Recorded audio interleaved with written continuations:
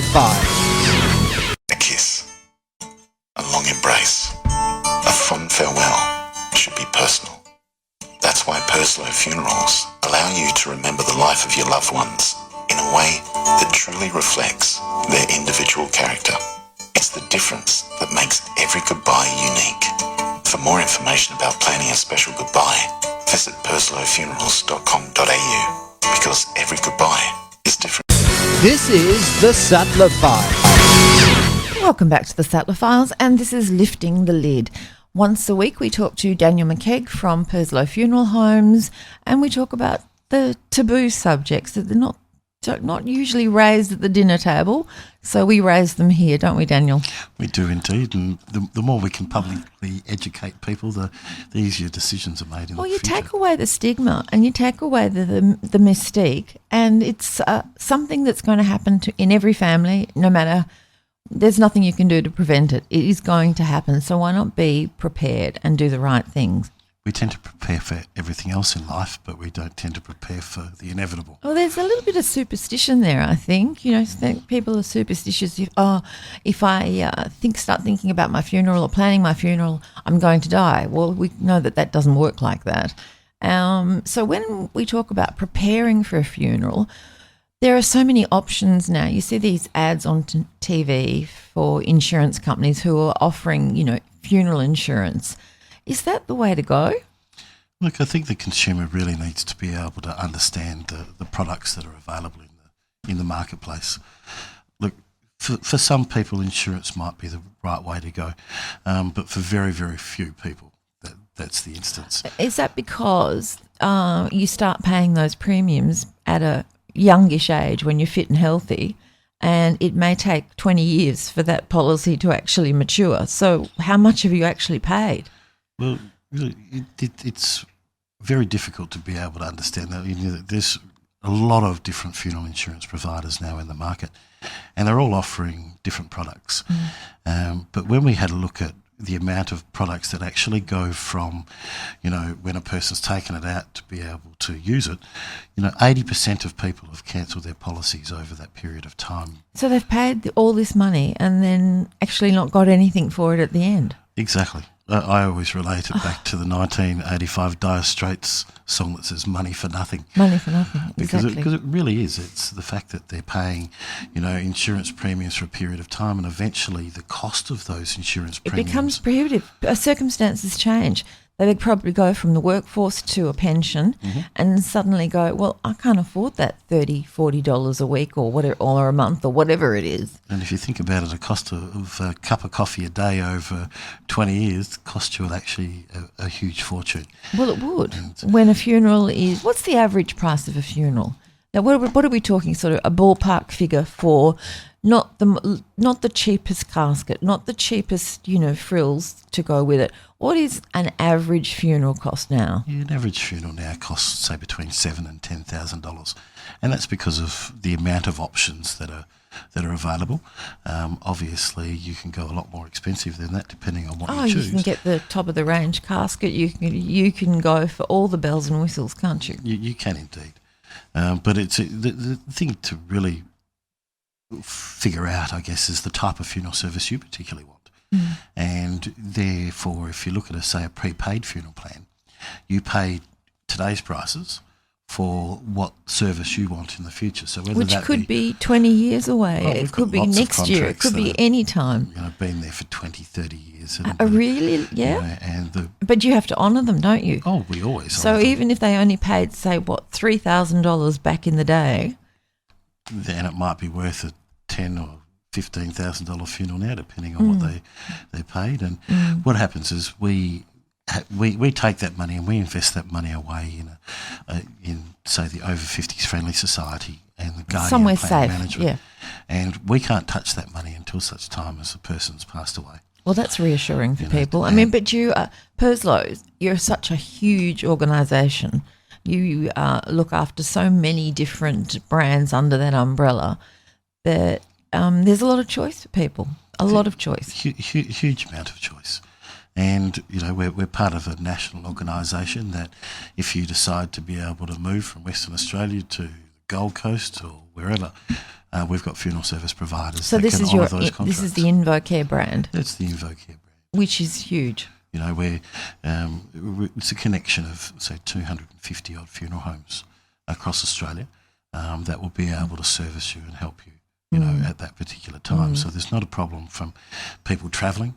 You know, if you pass away and you've taken as part of your funeral plan a small travel protection policy within that, then, you know, we can bring you back anywhere from around Australia at no cost. That's an interesting option, because people don't often think of that, but people do die overseas, interstate, on holidays, or for any number of reasons that none of us can predict. The majority of seniors now are pretty active.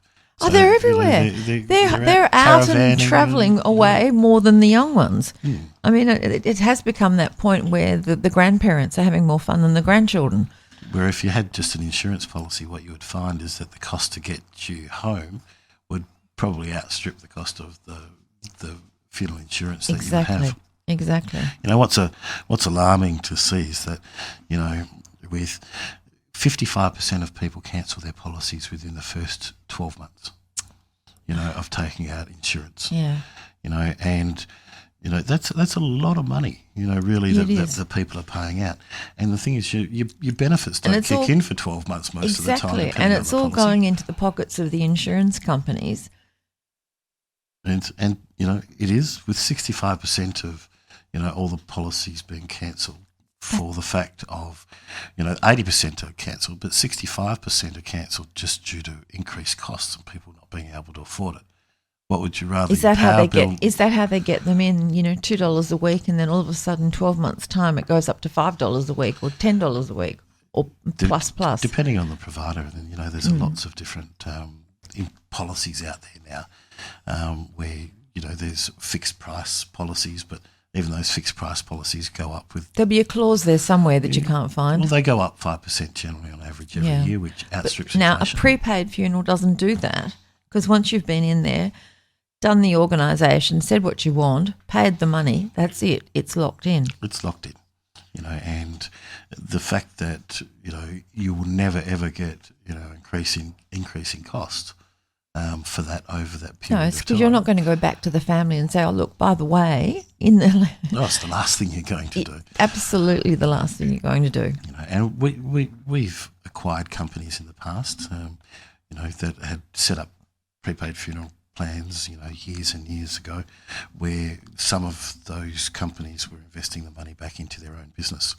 So we still honour those even if we don't have a cent for them. So if you come in with a policy, or which we've got them all on file anyway, but if you come in and, you know, we honour every single funeral contract that we. Well, yeah, I mean, that you have to, because it's your good name. It's not that I'm saying that you have to do it. You choose to do it, and that's why you do have such a good name. And that's the way that we support, you know, the community and the good name of the funeral industry. We've worked very hard with all aspects of the funeral industry over the last, you know, 100+ years to be able to have our standing in the community, something that's very strong in Western Australia. And that's something you're very passionate about, and you guard it very, very, very well. Well, we need to. You need to. There's too many programs on TV nowadays, like CSI. And oh my goodness, Major Crimes. I'm watching Major Crimes at the moment. That's good too. So Daniel, we were lucky enough to attend an event you had last week. You officially opened your newest funeral home, and that was in Subiaco, just down near the Oval. Beautiful premises, absolutely beautiful. Thanks, Despine. It's been 3 years in the making. Being able to get that funeral home into it just has that perfect balance of being warm, minimalist, but just it strikes a really good balance. And I would feel, as a loved one, I would feel very honoured to have a family funeral there, because the premises are just so state of the art. Yeah, it's hard to be able to make sure that we keep up with the times and stay contemporary. And also create that ambience where it's a lovely feel. Well, I think you've moved away from black everywhere to just neutral tones, so that if people wish to bring in flowers or whatever they want to do to dress it up, they can. Yeah, look, it's an amazing facility. Even the technology that we put into that building, where you're able to webcast the funeral live across the world if you want to. Use your laptops for things like presentations, being able to have audio looping so that everybody, even with hearing aids, can participate and hear in the funeral service. Exactly. And having an area there that we can have a committal in, which is, a final way of being able to say goodbye rather than leaving the coffin in place. Exactly. Instead of leaving the coffin in place, but also for the mourners, it's not in the car, out of the car, in the car again, going to two different venues, going to, say, the church and then going to the crematorium or to the graveside. It does make things easier because, most people who go to funerals are elderly, and it's just a fact of life. And we've even got facilities there to be able to hold wakes. I noticed. After the funeral I service. noticed that it really is the place where everything could take place. It is, and that would take a lot of stress out of the family. And in a comfortable environment where you're not pushed for time. The thing with the cemetery chapels is they're on an hourly rotation. Absolutely, the next one's banked up waiting to come in, and it sort of takes something away from the funeral process when you feel like it's being rushed because there's another funeral coming. It just doesn't seem special enough. And it's pretty hard for the funeral directors at the end of the funeral service to say, come on, guys, we could have moved you out of the condolence lounge, somebody else is coming through. That would be so difficult. So do you make sure that you stagger your appointments so there is plenty of time either way? Very ample time for anybody who chooses to be able to have the service within the funeral homes. Well, that's because you're not greedy and not, fighting for so much business, because you really want to do a product that is good and you want it to be special for every single family. We've only got one chance at doing it, Despine. And, that's true. And the fact is we want to make it personalised. We want to make it about the individual. We want to make it about the family. We don't want to make it about time, nor cost, nor, options that are available. We want to really detail a package around what the person wanted, how they wanted it, how they lived their life, what they did. Tell the stories that are really going to matter the most. Yeah. Show the pictures which say 1,000 words. Oh, they certainly do. And make people feel comfortable so that at the end of the funeral service, the family can be proud of what they've been able to achieve in saying farewell to a loved one. Now, I noticed, because I met up with some old friends of mine, Verity James and Harvey Deegan were at the opening the other night. And, of course, they are celebrants and would probably do quite a few of your funerals. They do. Yeah. And they do a good job. They do an amazing job. It's the confidence that comes with, having been presenters and been in the public eye that gives them But there's a wonderful mix of empathy and professionalism with both Harvey and with Verity. They really do a wonderful, wonderful job. They're amazing, and we're lucky to be able to have them on board. We're lucky to have, a very good suite of celebrants. I was going to say, they're not the only two that you use. No. You use many others. You really have to be able to pick the celebrant to the family. Yeah, because there is the right, you've got to, exactly, picking the right mix. Who's going to work with which one? And who's going to give them the appropriate time? Who tells the best, story and those type of things.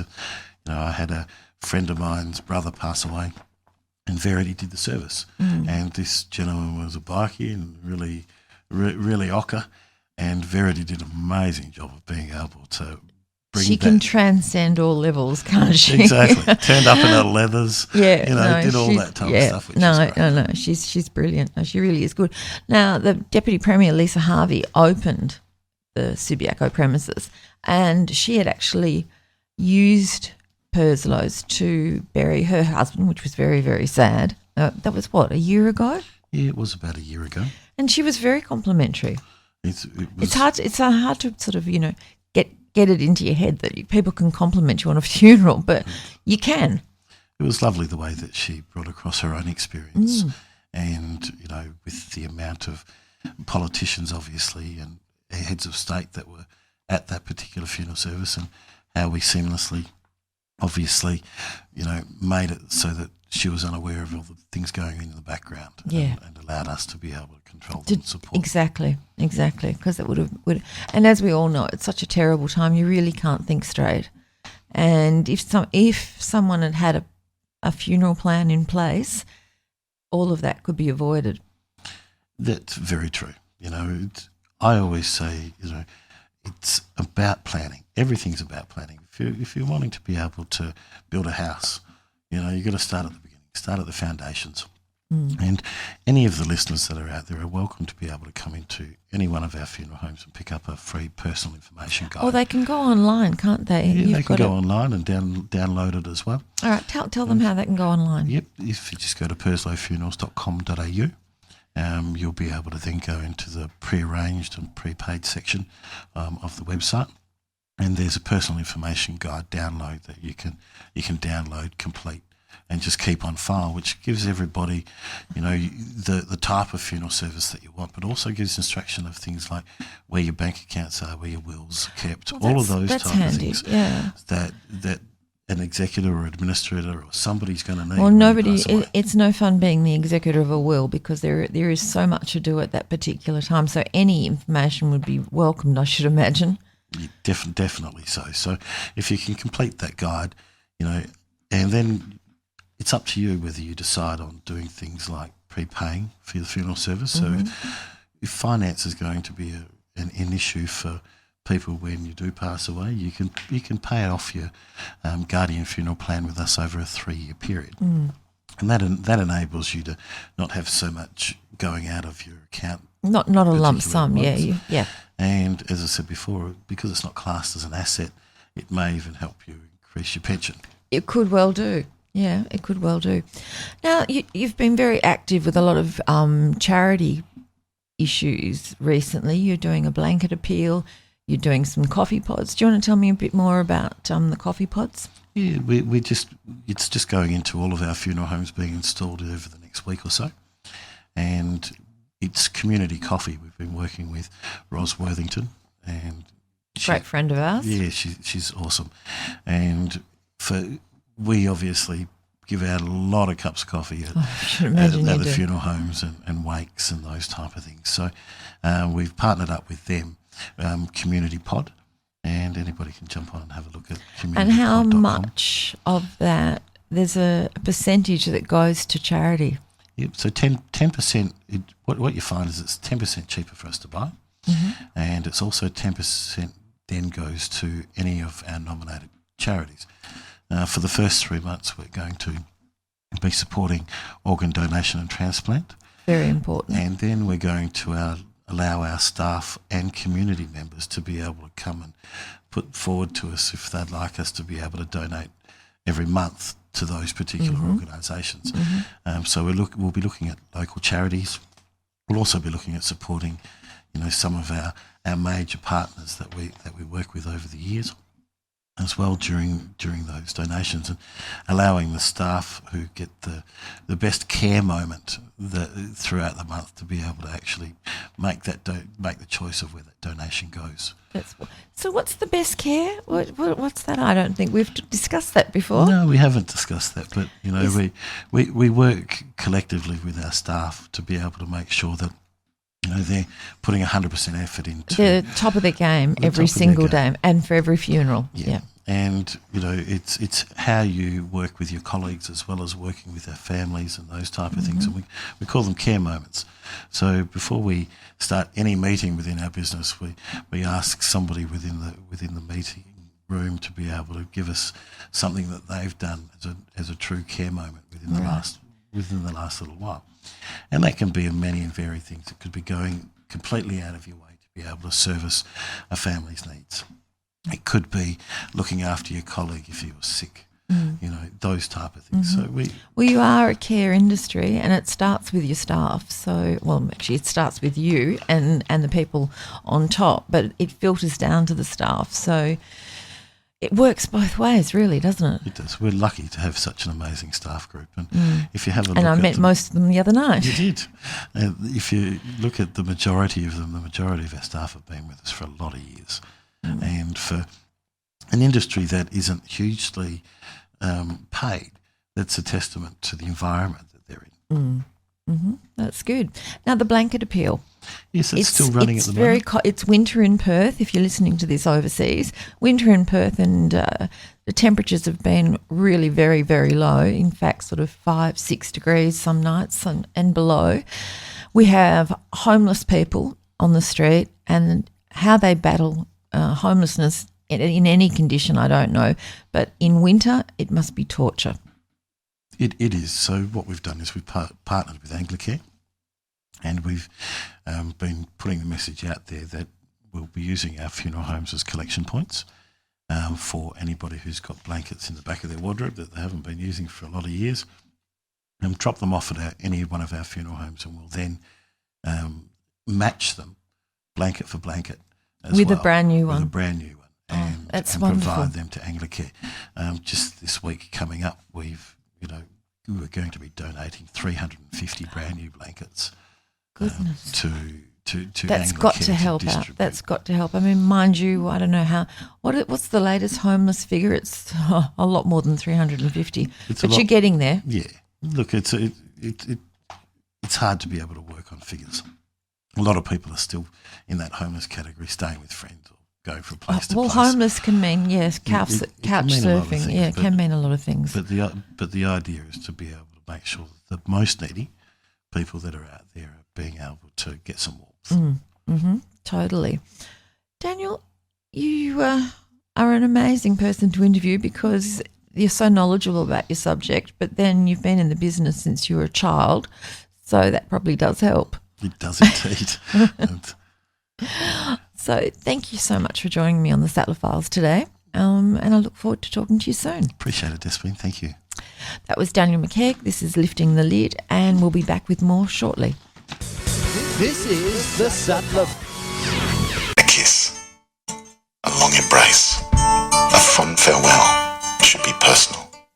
That's why Purslowe Funerals allow you to remember the life of your loved ones in a way that truly reflects their individual character.